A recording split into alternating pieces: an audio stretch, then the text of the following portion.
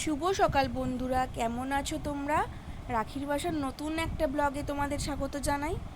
তো বেশ কয়েকদিন বাদে আমি আবার কন্টিনিউ করছি ব্লগ। তো দেখতে পাচ্ছ সকালবেলাটা কি সুন্দর পরিমাণে যে হাওয়া দিচ্ছে চারিদিকটা, আর চারিদিকে শুধু সবুজ আর সবুজ। আমাদের বাড়িতেও প্রচুর গাছপালা এবং বাড়ির আশেপাশেও প্রচুর গাছপালা। আর এই যে দেখছো গোলাপ গাছটা, এতটাই হাইটটা বেড়ে গেছে, তো একদম পাঁচিল টপকে গেছে। আর আমাদেরও ব্রেকফাস্ট হয়ে গেছে। এবার গোপুসোনা তখন আমরা যখন চা খাই তখনও ওঠেনি, তো এখন উঠেছে। না হলে তখন উঠলে ও চা খাওয়ার জন্য বায়না করতো, ওই জন্য দেরি করে ওঠায় আমারই লাভ হয়েছে। তো ওকে আমি ছাতু গুলে দিচ্ছি, ও ছাতু খেয়ে নেবে। আর আজকে অনেক কাজ পড়ে আছে। কাল যেহেতু সানবির বন্ধুরা আসবে, তো সেহেতু অনেক কিছু কাটাকুটিও করে রাখবো। আর ঘরটা একটুখানি গোছানোর ব্যাপার রয়েছে। তো ওকে ছাতুটা দেওয়ার পর আমি এখানটায় শাড়ির আলমারি মাথাটা একটুখানি জাস্ট হালকা করে গুছিয়ে নিলাম, কারণ কি আজকে যে রান্না করব না, অনেক রকমের কাটার ব্যাপার রয়েছে, সেটা অনেকটা সময় লাগবে, তাই এখানে অতটা বেশি সময় দেব না। আর এরপর বিছানাটাও পরিষ্কার করে নিতে হবে, কারণ বিছানার চাদরটা আজ চেঞ্জ করব না, কাল সকালেই চেঞ্জ করব। তো আজকে জাস্ট একবার নতুন করে তুলে ঝেড়ে আবার বিছানার চাদরটাও পেতে নেব। তো বিছানাটারও অবস্থা বেহাল, তো এগুলোকে সব নামাবো, নামিয়ে বিছানার চাদরটাও চেঞ্জ করে, মানে চাদরটা চেঞ্জ করবো না, সরি, চাদরটা আবার ওইটাই পাতবো, একটুখানি ঝেড়ে নিয়ে পেতে নেব।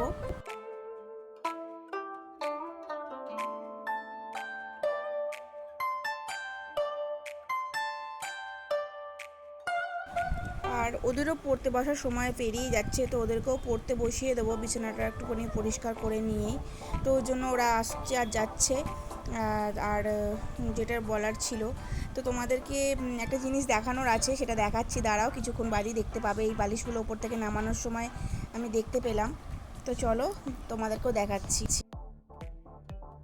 আজকে একটু অন্যরকমভাবে বিছানাটা তোলার চেষ্টা করছি। ওপরে ওইদিকে একটা চাদরের নিচের দিকে একটা চাদর পেতে নিলাম। আর কতক্ষণ থাকবে জানি না, ও এর কিছুক্ষণ বাদে ওরা এর মধ্যে লাফালাফি শুরু করে দেবে, তো সবই গুটিয়ে পাঠিয়ে যাবে। তো দেখো, আর একটা জিনিস এই যে দেখাচ্ছি, এই যে দুজনকার মধ্যে গৃহযুদ্ধ লেগেছিল, বালিশ নিয়ে যুদ্ধ করতে গিয়ে বালিশের কভারের সেলাইটা ফাটিয়ে ফেলেছে। তো এটাকেও আমাকে সেলাই করতে হবে। এখন করার সময় নেই, এখন অনেক কাজ পড়ে রয়েছে, এটা বেলার দিকে করব। তো এরকম যেহেতু ওদের ছুটি চলছে, ওদের যখন তখনই যুদ্ধ লেগে যাচ্ছে, আর সেটা সামাল দিতে দিতেই মানে ক্লান্ত হয়ে যাচ্ছি। মানে যখন তখন মানে বলার কিছু নেই, নানান বিষয় নিয়ে, খুব ছোটোখাটো বিষয় নিয়ে ওরা দুজন দুজনের সাথে শুরু করে দিচ্ছে মারপিট। আর ছোটোটা সবথেকে বেশি করে, লাফিয়ে লাফিয়ে মারতে যায় দিদিকে। আর আমার যেটা মনে হয় সব বাড়িতেই ছোটোগুলোই বেশি এরকম দুষ্টুমি করে, বড়গুলোই তার খেসারতটা দেয়, সবার কাছে বড়গুলোই বকা খায়। তো আমার বাড়িতেও তার ব্যতিক্রম নয়। চলো, তারপর আমি চলে যাব সোজা রান্নাঘরে। আটাগুলো নিয়ে এসছি, আটাটাকেও ঢালতে হবে। তো আটাটাকেও ঢেলে নেব, ওই জন্য আটার জারটাকে বের করেছি। এটা ঢেলে নেওয়া হয়ে গেলে একটা মস্ত বড় কাজ করতে বসবো। তো সেটা এক্ষুনি সেরে ফেলবো, নাহলে ওটা অনেক দেরি হয়ে যাবে রান্না করতে, ওটা কেটে কুটে করতে আমার অনেকটা সময় লাগে। তো চলো, আমার আটাটা ঢালা প্রায় কমপ্লিট। আর এই ময়দার প্যাকেটটাও আমি ওরকমভাবেই ওর মধ্যেই রেখে দেবো, পরে কোনো একটা দিন ময়দা দিয়ে কিছু বানালে তখন ওটাকে কাজে লাগিয়ে দেবো। আর আলাদা জায়গায় কোথাও রাখবো না, রাখলেই পোকা টোকা হয়ে যাওয়ার চান্সেস থাকে। তো আমার ওই আটার জারের মধ্যেই থাকুক। তো দেখো, বসে পড়েছি একটা ঝামেলা ঝঞ্ঝাট কাজ নিয়ে। এই যে এটা রেমাল দিয়ে গেছে বলতে পারো, এটা এখন পাড়ার সময় ছিল না, হয়ও নি, এটা এখন পাড়ার সময় হয়ও নি। তো যেহেতু ঝড়ে ভেঙে গেছিলো, তো সেহেতু আমাকে অসময়তেই এটা রান্না করতে হলো। কলা ছাড়েনি, অথচ মোচাটা খেয়ে নেওয়া হচ্ছে। আর মোচাটা কেটে কুটে একদম আমি বসিয়ে দিয়েছি ভাপানোর জন্য। একটা কষ থাকে, ওই কষটা মানে চলে যাবে ভাপিয়ে নিলে, তারপর আমি রান্নাটা করে নেব। আর এদিকে মোচা ফোচা কাটার পরও আরও ওদিকে ওটা ভাপাতে দিয়েছি, আর এদিকে আমি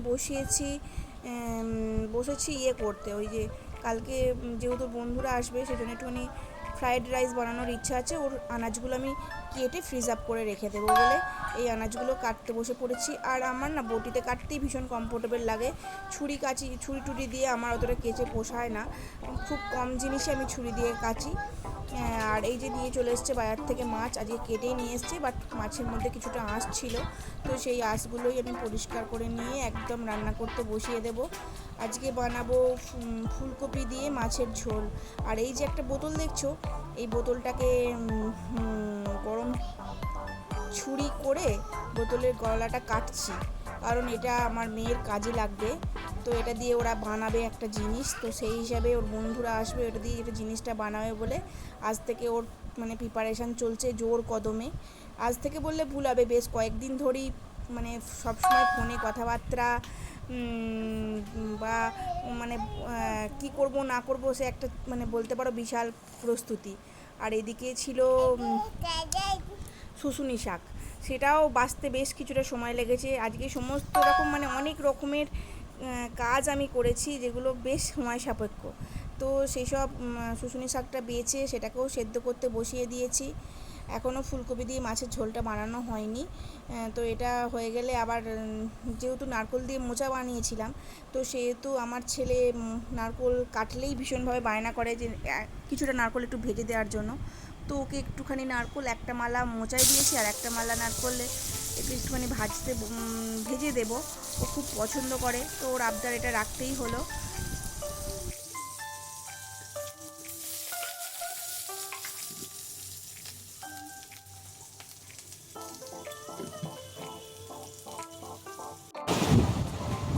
সকাল থেকে প্রচুর কাজ করে নিয়েছি, তোমাদের সামনে আসতেই পারিনি, যেহেতু কালকে শানবীর বন্ধুরা আসবে। কী কারণে আসবে সেটা তো তোমরা পরেই নেক্সট ব্লগে জানতে পারবে, একটা কারণেই আসছে ওরা। আর সেহেতু যে কালকে যে রান্নাবান্নাগুলো করবো সেগুলো সমস্ত কেটে কুটে গুছিয়ে রেখেছি। আর এতটাই কাজ করেছি, দেখো এই যে জল ঘেটেছি, এই যে আমার হাতের অবস্থা একদম পুরো জড়ো জড়ো হয়ে গেছে। তো চলো, এরপর যে গৃহযুদ্ধ লেগেছিল, যে বালিশটা ফাটিয়েছে যুদ্ধ করে, সেই বালিশটা আজকে এখন রিপেয়ারিং করব। আর এই দেখো পিচবোর্ড নিয়ে বসেছে শানবি। এই পিচবোর্ডগুলো ওর লাগবে, কাটছে, ওর বাবা দিয়ে গেছে ওই পিচবোর্ডগুলো। আর আমি বসেছি সেই সকালের জমিয়ে রাখা কাজটা কমপ্লিট করতে। গৃহযুদ্ধ করে যে বালিশের কাভারটা মানে খুলে ফেলেছিল সেলাইগুলো, সেটা একটুখানি রিপেয়ারিং করে নিই। আর ও ততক্ষণে পিচবোর্ডগুলো কাটতেই থাকুক। আমি ওকে বারণ করলাম পিচবোর্ডগুলো কাটতে, কারণ বলেছিলাম যে বন্ধুরা আসুক তখনই কোনটা কী কীরকম কী শেপ দিবি সেটা দিয়ে করবি। তো তো শুনছে না, ও কেটে নিয়েছে। না বন্ধুদের সাথে আলোচনা করেছে আমি ঠিক জানি না, ও কাটতেই থাকছে, ও কোনো কথাবার্তার উত্তর দেয়নি। ও মানে একে একে প্রত্যেকটা পিচবোর্ড কেটে একদম গুছিয়ে বাগিয়ে রেখে দিচ্ছে। এবার আমাদের একেবারে লাঞ্চ টাইম হয়ে গেছে। তো চলো দুপুরবেলা কী কী রান্না করেছি দেখি। এই ফুলকপি দিয়ে মাছের ঝোল, শাক ভাজা, নারকেল ভাজা, সাথে লেবু কেটে নিয়েছি, আর এটা করেছিলাম মোচার তরকারিটা, আর এখানে আছে ভাত। তো বেশ কিছুটা সময় পার করে এসেছি। অনেকক্ষণ ধরে দুপুরবেলা শুয়ে থাকার পর এখন প্রায় মানে বলতে পারো বিকেল হতে মানে সন্ধে হতে চলেছে, বিকেল গড়িয়ে সূর্য ওদিকে অস্ত চলে গেল। তো আমি একাই ছাদে এসেছি। ছাদে ভীষণ মিষ্টি একটা হাওয়া দিচ্ছে, আর চারিদিকে শুধু প্রকৃতিটা দেখছি। আমাদের বাড়ির চারিধারেই শুধু গাছপালা, তো সেইগুলোই বসে বসে ফিল করছি, আর খুব ভালো লাগছে। আর একে তাকে ফোনও করছি। তো আর তলাতে শানবি, ওর বাবা আর গোপুসোনা তিনজনে মিলেই ঘুমাচ্ছে। এবার একটুখানি পরে নিচে চলে যাব, কারণ শানবীর পড়তে যাওয়ার সময় হয়ে গেছে, ওকে ডাকতে হবে। তো ওই জন্য ভাবছি একটুখানি, আর ঘড়ি দেখছি আর বসে রয়েছি। যেতে ইচ্ছা করছে না, কারণ ঘরের মধ্যে যা গুমোট গরম, তার থেকে ছাদে ভীষণ পরিমাণে মিষ্টি একটা হাওয়া, ছাদে ভীষণ পরিমাণে হাওয়া দিচ্ছে, তাই আমি একটুখানি ছাদে চলে এসেছি। ছাদে সচরাচর আসা হয় না, খুব কমই আসি। তো ভাবছিলাম যে অনেকক্ষণ ঘরের মধ্যে রয়েছে, একটুখানি ছাদ থেকে তাহলে ঘুরেই আসি। তো সেই হিসেবে আমি একটু ছাদে চলে এসেছি। ভীষণ পরিমাণে হাওয়া দিচ্ছে, আর এখন প্রায় মানে সন্ধে হতে চলেছে। তো এই ছাদ থেকেই আমি রাস্তাঘাট সব দেখছি, আর আমাদের বাড়ির পিছনে শুধু বাগান আর বাগান।